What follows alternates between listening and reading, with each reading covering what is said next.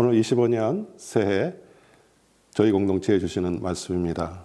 고린도후서 4장 3절에서부터 10절. 고린도후서 4장 3절에서부터 10절. 만일 우리 복음이 가리웠으면 망하는 자들에게 가려운 것이라. 그중에 이 세상 신이 믿지 아니하는 자들의 마음을 혼미케 하여 그리스도의 영광의 복음의 강체가 비치지 못하게 함이니 그리스도는 하나님의 형상이니라. 우리가 우리를 전파하는 것이 아니라 오직 그리스도 예수의 주되신 것과 또 예수를 위하여 우리가 너희의 종된 것을 전파함이라. 어두운 데서 빛이 빛을 하시던 그 하나님께서 예수 그리스도의 얼굴에 있는 하나님의 영광을 아는 빛을 우리 마음에 비추셨느니라.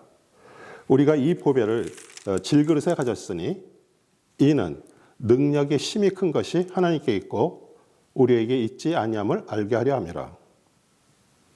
우리가 사방으로 우겨쌈을 당하여도 쌓이지 아니하며 답답한 일을 당하여도 낙심하지 아니하며 핍박을 받아도 버림받지 아니하며 거꾸러뜨림을 당하여도 망하지 아니하고 우리가 항상 예수 죽인 것을 몸에 짊어짐은 예수의 생명도 우리 몸에 나타나게 하려 함이라. 아멘. 오늘 저희 공동체에 주시는 하나님의 말씀 질그릇 속의 보배라는 제목으로 말씀을 증거하겠습니다. 우리 올해 교회표가 요한복음 3장 30절입니다. 그리스도는 흥하고 나는 쇠하리라. 연속 설교입니다. 우리 신부들이 결혼 예물로 가장 받고 싶어하는 것이 다이아 반지일 것입니다. 우리 다이아몬드는 금속 중에서 가장 강도가 높아 정복할 수 없다라는 뜻의 헬라어인 아다마스입니다. 정복할 수 없다는 뜻 때문에 장수들이 전쟁에 하러 나갈 때 몸에 지닐 정도로 귀했습니다. 우리 세상 사람들은 예수 그리스도가 다이아 반지나 보석만도 못하다고 생각하지만 우리는 이 세상에 정말 어떤 것과 바꿀 수 없는 가장 보배라고 생각하는 것은 그리스도가 생명 자체이기 때문입니다. 그런데 그 귀한 보배 그리스도가 흙으로 빚은 질그릇 같은 우리의 마음 안에 있다는 놀라운 사실입니다. 토기장이신 그 하나님께서 새 그릇으로 지으셨는데 세월이 흐르면서 군데군데 이빨이 빠진 뚝배기가 되었습니다. 제가 나이가 들고 연약해지고요. 또 세지면서 겉사람은 점점 후패하여 낡아지지만 제 안에 계신 보배 그리스도는 매일 새로워지고 있습니다. 25년 새해를 여는 말씀을 질그릇 같은 우리 속에 계신 보배 그리스도가 어떻게 흥해지고 그 왕성해지는 것에 대해서 알아보려 합니다. 은혜의 시간이 되시기를 축원드립니다. 3절 만일 우리 복음이 가리었으면 망하는 자들에게 가려운 것이라. 우리 마태, 마가, 누가, 요한이 쓴 예수 그리스도의 그 출생과 죽음 그리고 행하신 기적들을 서술한 책을 복음서라고 말합니다. 복음은 한문으로 복받는 소리인데 헬라어로 유앙겔리온, 기쁜 소식, 좋은 소식이라는 뜻입니다. 이사야서 61장 1절은요. 우리 예수 그리스도께서 오셔서 하실 사역을 예언한 말씀입니다. 주 여호와의 영이 내게 내리셨으니 이는 여호와께서 내게 기름을 부으사 가난한 자에게 아름다운 소식을 전하게 하려 함이라. 나를 보내사 마음이 상한 자를 고치며 포로된 자에게 자유를 갇힌 자에게 노임을 선포하며 복음은 세상 복을 받는 소식이 아니라 예수 그리스도를 통한 그 하나님의 구원의 아름답고 기쁜 소식입니다. 세상 사람들은 돈을 많이 벌고요. 땅을 사고요. 재물을 모으는 그 복받는 소식에 민감하고요. 어떤 재벌 총수는 자기 눈에는 돈 버는 길이 훤히 보인다고 말했습니다. 그러나 구원의 기쁨의 소식은 그 육적으로 많은 것을 소유하며 흥하여도요. 영으로 망하는 자들에게 그 눈에 안대를 씌인 것처럼 가려져 있습니다. 4절 그중에 이 세상 신이 믿지 아니하는 자들의 마음을 혼미케 하여 그리스도의 영광의 복음의 강체가 비치지 못하게 함이니 그리스도는 하나님의 형상이니라.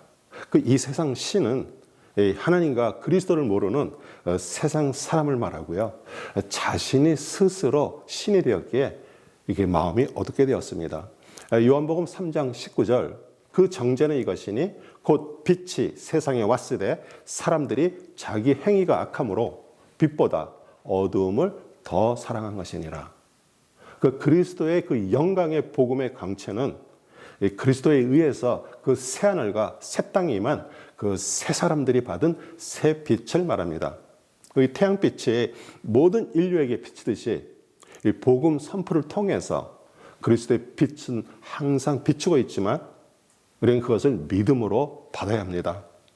요한복음 1장 5절 빛이 어둠에 비치되 어둠이 깨닫지 못하더라. 이 자신이 그 어둠 속에 살고 있다는 것을 깨닫는 자만 그리스도의 빛 앞으로 나오게 됩니다. 그리스도는 하나님의 형상이라고 얘기를 하는데 그 형상 에이콘은 모양이 같다는 뜻으로 예수 그리스도의 그 구원의 소식을 듣고 마음에 영접하면 새 창조가 일어나고요. 그리스도와 하나가 된과 동시에 하나님이 아버지가 되십니다. 5절 우리가 우리를 전파하는 것이 아니라 오직 그리스도 예수의 주 되신 것과 또 예수를 위하여 우리가 너희의 종된 것을 전파함이라. 그 예수 그리스도는 주인이시고요. 왕이시고요. 그리스도를 전하는 그 사도 바울은 그리스도의 종이 된 것을 전한다고 말합니다. 이 사도 바울은 자신이 그 하나님을 믿는 그 신념에 사로잡혀 그 예수님을 이단의 개수로 여기고요. 예수님을 믿고 따르는 제자들과 성도들을 잡아 죽인 일에 앞장섰습니다. 그러나 그 담의 색으로 가는 길에서 그리스도의 새빛을 강하게 받고 장님이 되었다가 그 아나니아의 도움으로 눈의 비늘이 벗겨지면서 이방인에게 복음을 전하는 종이 되었습니다. 빌보서 1장 1절 그리스도 예수의 종 바울과 디모데는 그리스도 예수 안에서 빌립보에 사는 모든 성도와 또한 감독들과 집사들에게 편지하노니 이 바울은 자신이 그리스도 예수의 종된 것처럼 복음을 받은 모든 자들이 그리스도의 종이 되기를 원했습니다. 이 만물의 주인이시고 왕이신 그리스도의 종이 됐다는 것처럼 우리 인생을 살아가는 데 있어서 정말 수지 맞는 일이 있을까요? 종은 주인이 모든 것을 해결해 주시는 것을 알기에 무엇을 먹을까, 무엇을 마실까, 무엇을 입을까 고민하고 걱정하지 않습니다. 그러나 아직 자신의 인생의 주인이고요. 왕이라면 의식주 걱정으로부터 모든 것들을 스스로 해결하기에 걱정, 근심이 삶에서 떠나지 않습니다. 이 마태복음 6장 33절도요. 너희는 먼저 그의 나라와 그의 의를 구하라. 그리하면 이 모든 것을 너희에게 더하시리라. 우리 사도 바울은 이방인들에게 오직 그리스도 예수가 삶의 주인과 왕되심을 전파했는데 죄인들을 구원하신 예수 그리스도는요. 처음과 마지막이시고요. 구원받아 자신의 그 자유의지를 드린 종된 자들의 인생의 시작과 마지막을 끝까지 책임지십니다. 6절 어두운 데서 빛이 비치라 하시던 그 하나님께서 예수 그리스도의 얼굴에 있는 그 하나님의 영광을 아는 빛을 우리 마음에 비쳤느니라. 창세기 1장 3절 하나님이 이르시되 빛이 있으라 하시니 빛이 있었고 이 사람들의 눈에 보이는 빛은 넷째 날에 창조되었고요.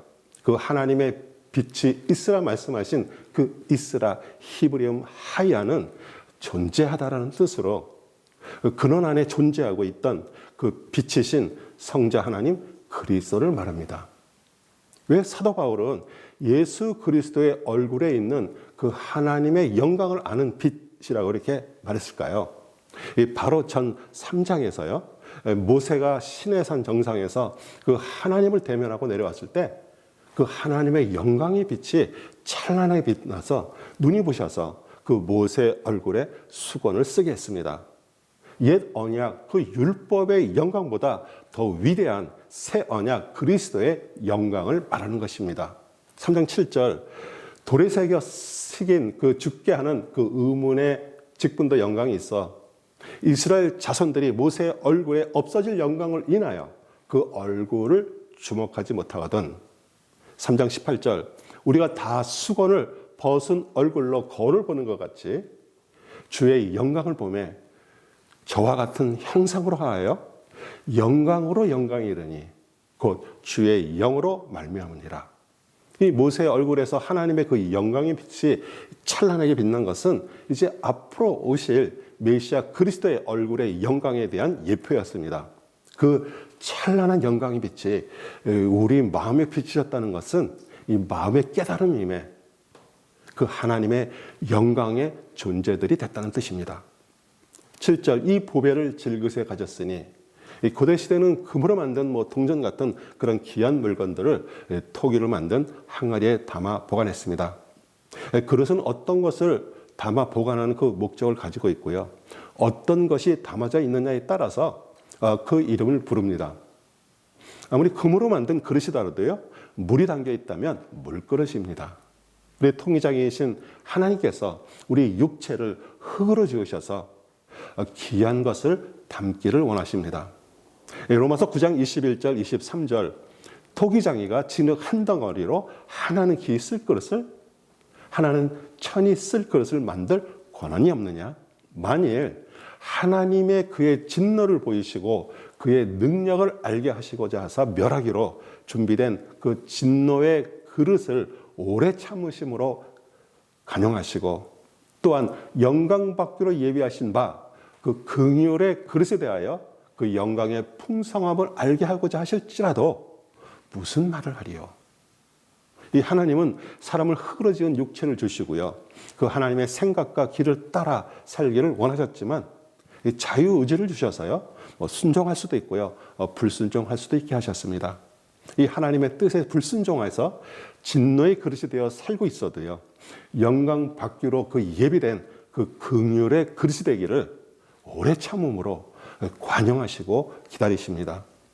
또 영광 받기로 예비된 그 긍휼의 그 그릇이 된 것은 예수 그리스도의 그 생명 살리는 그 복된 소식을 듣고 구원자로 왕으로 받아들여 하늘로부터 그 부활 생명의 씨 보배이신 그리스도가 심겨지는 일입니다.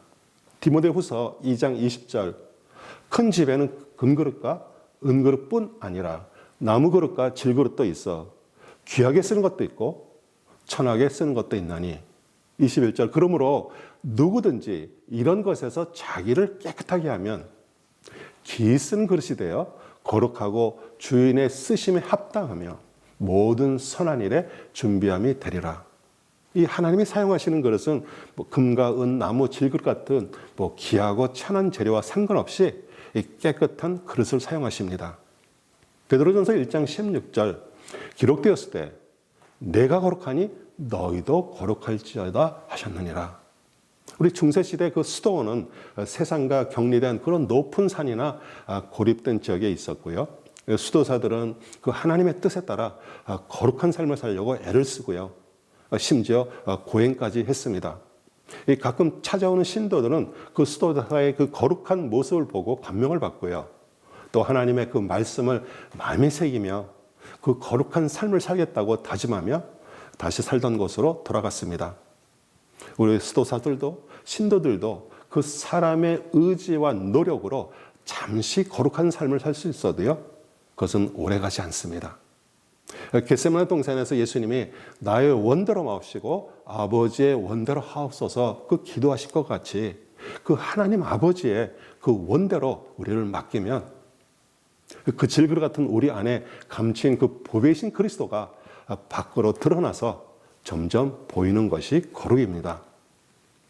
예수님은 사역 중에 항상 자신을 인자라고 말씀하셨습니다.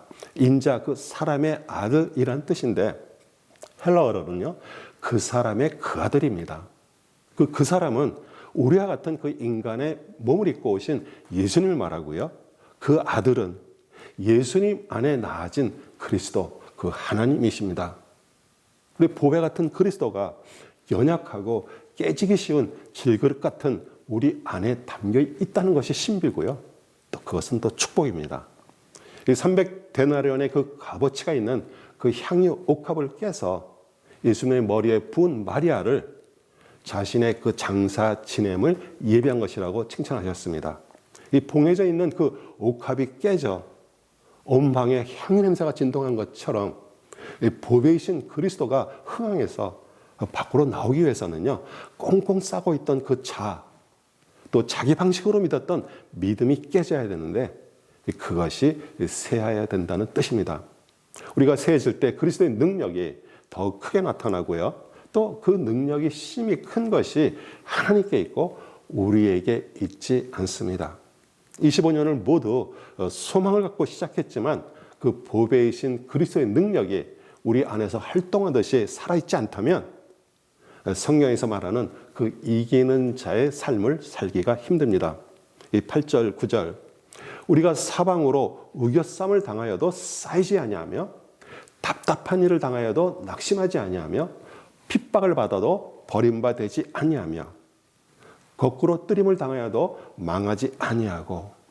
우리는 이방인들에게 그 복음을 전하다 수많은 그 환난과 고난을 당했던 이 사도 바울만큼은 아니지만요, 항상 겹쳐서 찾아오는 시련, 또 누구도 알아주지 않는 정말 답답한 일, 또 마음을 후회하듯이 낙심시키는 말, 또 도움을 가장한 핍박은 끊임없이 찾아옵니다.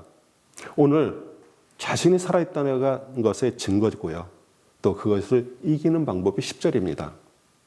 우리가 항상 예수 죽인 것을 몸에 짊어지면 예수의 생명도 우리 몸에 나타나게 하려 함이라.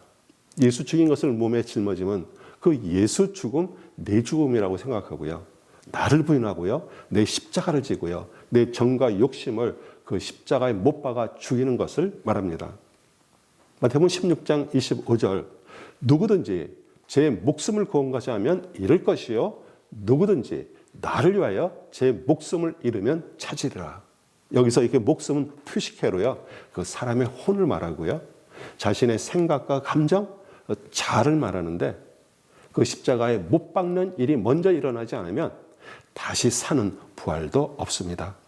우리 사람이신 예수님도 그 인류의 죄를 지고 십자가에서 죽으셨기에 그리스도 하나님으로 부활하셔서 죽고 사는 것이 무엇인지 실제로 제자들과 또 우리들에게 보여주셨습니다.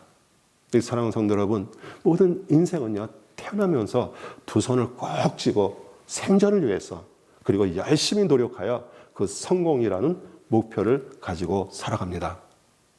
그러나 여러분과 저는 세상 사람들이 사는 방식과 반대로 사는 하나님의 자녀들입니다. 올해도 분명 많은 어려움과 좌절이 우리 앞에 펼쳐질 것입니다. 그러나 그리스도의 생명의 씨를 받고 말씀으로 자란 그 보배 그리스도가 우리 마음속에 자리 잡고 있다면 주님의 승리가 우리의 능력이 됩니다. 육체의 정욕, 안목의 정욕, 이생의 자랑, 그 선악 지식인 그 육신이 점점점 쇠해질 때 반대로 그리스도의 영으로 점점 왕성함으로 우리 각자를 향한 하늘의 그 하나님의 뜻이 이루어지는 25년이 되기를 축복합니다. 매일매일 순간순간 나의 원대로 마옵시고 아버지의 원대로 하옵소서 하고 고백하는 우리 모든 성도님 되시기를 주 예수 그리스도의 이름으로 축복합니다. 아멘.